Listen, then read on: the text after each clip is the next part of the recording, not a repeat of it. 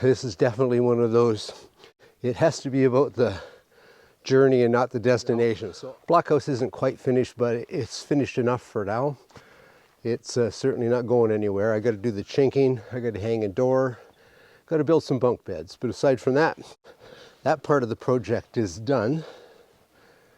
So a calculation of the approximately 350 feet of palisade wall. So I need 700 plus logs, and I'm not going to peel the whole things. They're going to slough off the part above grade, but I want to make sure I don't have any bark on the part that's going to be below grade.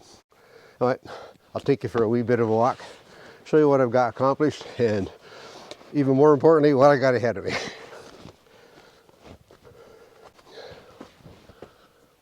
Okay, I got the framework done for the gate, and it's temporary right now, but I put a brace in the bottom once I got it tied up, simply because I didn't trust my old chunk of rope here, and I didn't want someone to get injured.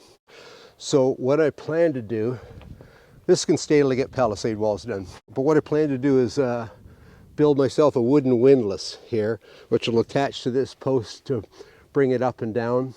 And typically, or at least I'm sure they would have in these fortified homesteads that had this type of gate, probably kept an axe handy, right handy there, stuck into that post. So in the event of an attack by people bound and bent and killing you, you could take an axe and cut that rope, and the thing would slam shut. They could barricade it and, yeah, let the fights begin. But that's that part.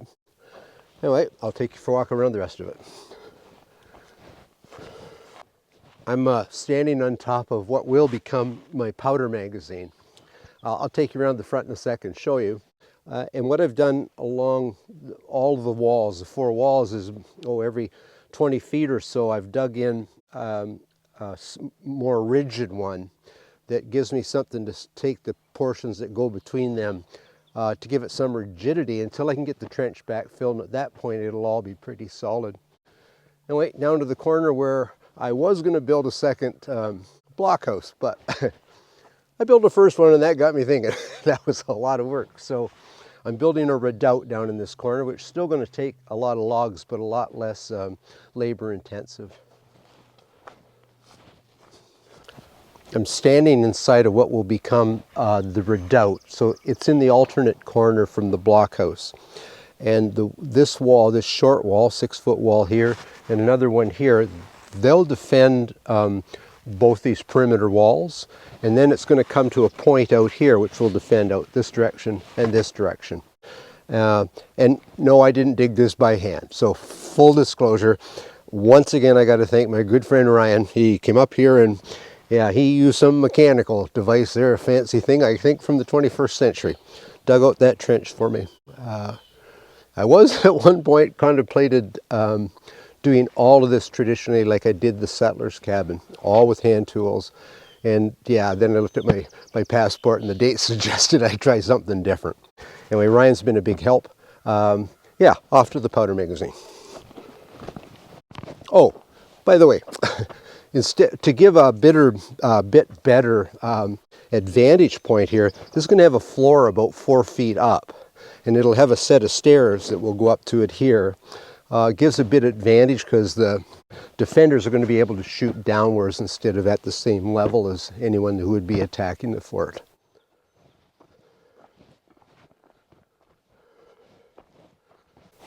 My powder magazine. Everyone should have one.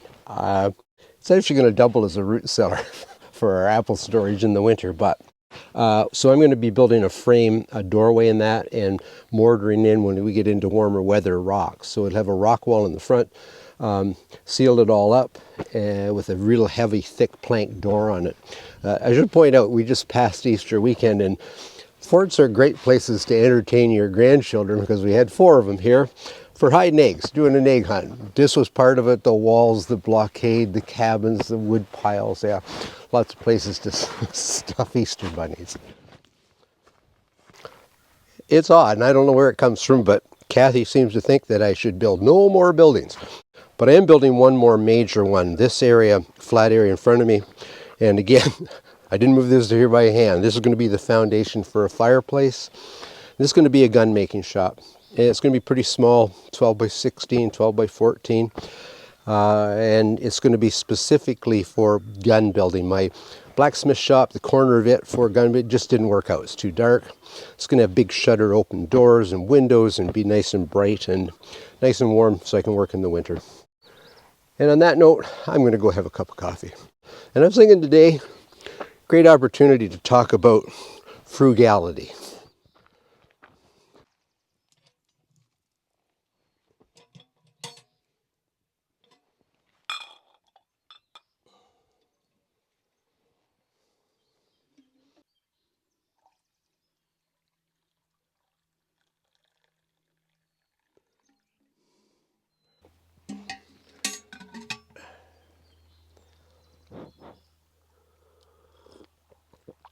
So, a wee bit of history about frugality.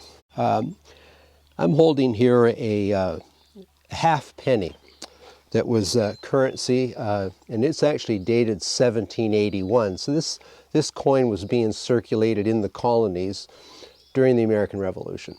I love old things because I just kind of imagine how many times that coin's been handled, how many times it's been slapped down on the counter in a tavern for a tankard of ale, and yeah, it just makes me smile. So my friend Bob Miller gifted me that the other day, and we're often gifting each other things, but we both can build the same things. It's just that that we have different ideas of how to make something. So it's always fun to receive a gift and give a gift to Bob. But Bob didn't make that. That's the real McCoy. And I'm going to talk a wee bit about how people were frugal and why they had to be. And what comes immediately to mind is Benjamin Franklin saying, penny saved is a penny earned. Well, that isn't even a penny, that's a half penny. In terms of what it could buy in 1781, a full penny would buy a quart of the best beer in a tavern. So this would buy a half a quart or roughly 2 big tankards of ale. If we think about frugality, sometimes we're forced into it.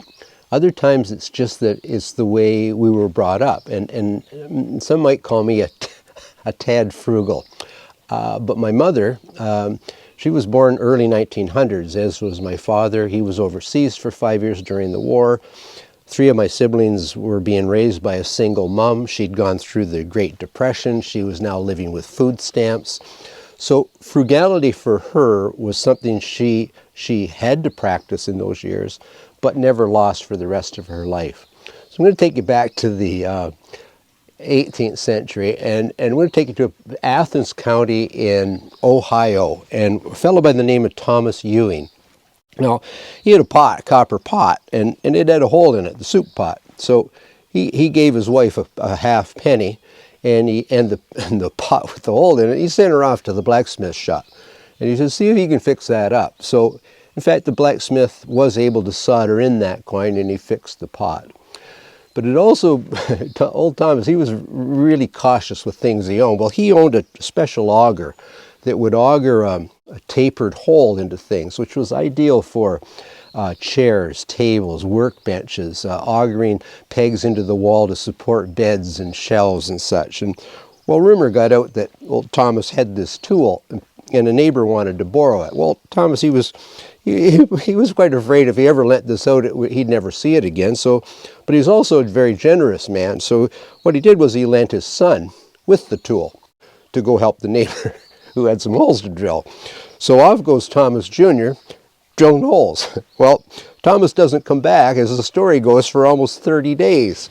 And Thomas is just going from house to house to house. He's not getting paid a darn cent. They're feeding him. They put him up for the night. Well, the next day there's a request for somebody else who's building a loft and needs some pegs in their log cabin or such. So there's another example of being so frugal. You aren't going to lose that tool. You'd have to buy another one or make it. So anyway, penny saved is a penny earned. And I've got a story, my next little bit of story. I think you're going to find even more humorous than the last one. And it's about a guy who becomes extremely wealthy in a situation where it should have never happened. So my next wee bit of history about this wee coin involves a fellow by the name of Timothy Dexter, who was born in Massachusetts to a really poor farming family. But Timothy, he never accepted that station in life, and he was going to become rich. So during the American Revolution, the colonies issued dollars or bills that they called continentals. Well, by the end of the war, the inflation had affected them so bad that they weren't worth anything. But Thomas, and one would say a very poor idea, but he took his pennies and he bought hundreds and hundreds and thousands of continentals. Now things are settling down, the dust is settling down. George Washington's government now decided they want to get these things out of circulation totally. They're going to bring them back in, and they'll buy them back at 1% of their face value. Well, old Timothy, he's a pretty smart fella. He'd actually bought them for fractions of this, for hundreds of them. So he becomes a very wealthy man overnight. He moves into a richer part of the town, and the local folks, they don't want anything to do with him. He thinks so much of himself, a wee bit of an ego problem. He has over 20 statues made of himself, which he posts all over his estate. And the neighbors are trying to get rid of him, so they constantly give him bad financial advice. And they said to him one day, you should invest in coal in Newcastle in England, have it shipped there. And he thought, well, that's a grand idea. But he didn't know that Newcastle was renowned internationally for having a supply of coal. So he does it. Just turns out that their coal miners are on strike at the time and they need coal. Well, old Timothy makes money again hand over fist, becomes an extremely wealthy man. He actually wrote a memoir that was almost unreadable. He was almost illiterate. It had absolutely no punctuation in it at all, to the horrifying of the neighbors who got a hold of this document and read it. But anyway, Timothy was rung with horseshoes, or the luck of the Irish, like this penny that's got the Irish harp on the back of it. And good old, to the chagrin of the Americans, good old King George on the other side. Anyway, that's a wee bit of history. My coffee's almost done, and I got fort to build.